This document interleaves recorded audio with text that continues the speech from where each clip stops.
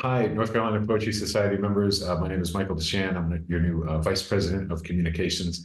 And today I wanted to invite a couple of folks from the Charlotte Lit atmosphere or ecosystem to come and talk with us a little bit about an amazing opportunity to make some submissions to Litmosphere, their literary journal coming up in July. So today I'm joined by Paul Reali, the Executive Director for Charlotte Lit, and Kathie Collins, who is the creative director for Charlotte Lit and also the editor-in-chief of Litmosphere, their literary magazine. So thank you both for making time to be here today. Paul, I wonder if you could tell us just a little bit about Charlotte Lit as an organization. How long have you been around? What's the mission? What does Charlotte Lit exist for? Sure. About 9 years ago, I was I walked into a tiny co-working space created by Kathie Collins, who was trying to build a community of writers.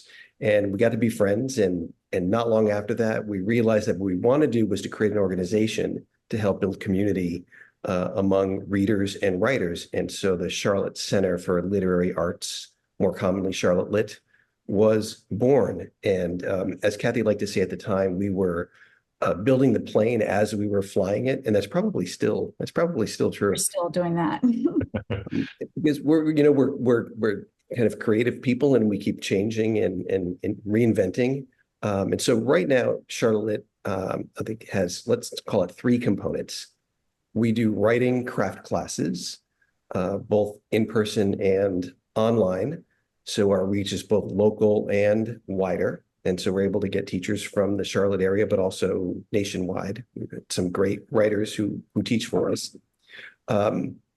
We are also a more classical literary arts center. So we'll do poetry readings, literature-based conversations, and a lot of events that are free and open to the public. And then our third piece, which is relatively new, is our publishing wing. And so in that wing, we publish Litmosphere, the journal, and now we're now started to publish collections. So we've published to date 6 chapbooks and 2 full collections of poetry. Wow, that's wonderful. What an amazing story and evolution. It's amazing to see such a great collection of creative energy come together and sustain itself through some really rocky years there for a lot of nonprofits and organizations. It was really tough to keep the wheels on things. So I'm really delighted to learn a little bit about Charlotte Lit. Thanks for that, Paul. Kathie, I wonder what you can tell us about Litmosphere, and especially about the upcoming submission window for folks that might want to send you some work in July. What would you like us to know about Litmosphere, and what are you looking for? Yeah, well, thanks for bringing us on today and for asking these questions. I'm really glad to tell you about Litmosphere. Well, so we have a few sponsors in the Charlotte area, but we have one really unique benefactor who came to us probably in 21. It was during the pandemic, and said he wanted to help bring awareness to Charlotte Lit, help us build community through the literary arts.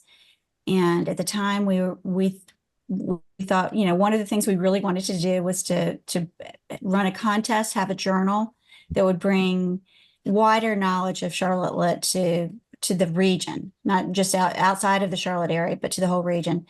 So Litmosphere and the Lit South contest was born, and we ran 3 years of that really successfully.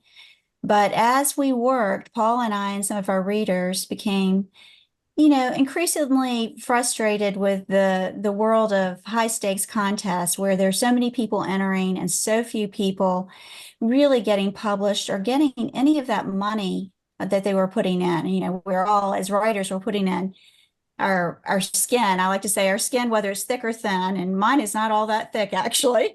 And I know I'm not the only writer like that. And so we began to try to run a kinder, gentler contest, and then eventually asked each other, why are we running this contest? Who is it benefiting? And started thinking about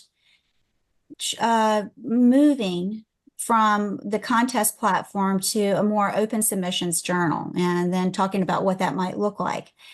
There are so many journals out there with so much content. And what we wanted to create with Litmosphere, with this new Litmosphere, is an opportunity to really get to know writers' voices through more than one piece. And there's some other journals doing that, but it's a model that works. And also to do some fun things visually. So this is where the art comes in. We are inviting artists to send us images, whether those are photographs or, paintings, drawings, computer generated art. And we would like to try to pair a bunch of work from a single artist for each issue with the poems, flash pieces, short fiction and short nonfiction. And just to have, to have some creative fun with this on the side of being editors, as well as offer some publishing opportunities for a bunch of writers in our state and in the nation. Litmosphere is now going to be open to people anywhere. And we've removed that kind of 5-state limitation that we had initially. And we are going to be open from all the month of July. So July 1st, we hope our submittable box will be full. I expect it will be. That's a lovely invitation. And I love so much of what I'm hearing you describe in terms of the reasons to kind of build a kind of journal with the kind of open-handedness that you're describing, and that the pairing of the art with the writing that you received just sounds really intriguing. And I love those kind of mashups and pairings. So yeah, thank you. We're also going to try to get back to people quickly, which is important to us. And we're hoping to publish in September, so we'll be a pretty quick turnaround. And that's something that, as people who submit ourselves to other journals, it's nice to be able to get in a journal and see your work out pretty quickly. And if we can't take everybody, and so if you send us your work and we can't take it, we're going to be grateful for it, and we're not going to keep you waiting forever. I know that's huge for me, for so many of us. We've all got that submittable list of stuff that's been out there forever and ever, and you're waiting to hear back, and it hasn't even moved over into the in progress, category yet. So, right. So excited when I saw that part of your call for submissions, that commitment to trying to respond to folks quickly. I know that'll mean a lot to the folks that send work to you. Well, again, I just want to thank you both for making space to sit down and tell us a little bit about the work you're doing, about Charlotte Lit and Litmosphere.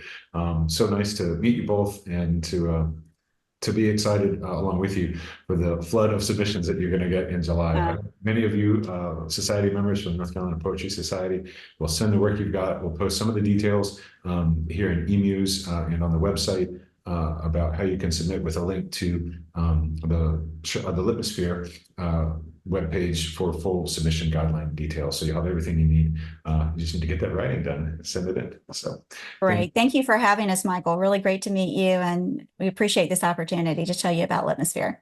Yeah, Michael, thanks a lot. Absolutely. Thank you both. Bye now. Bye.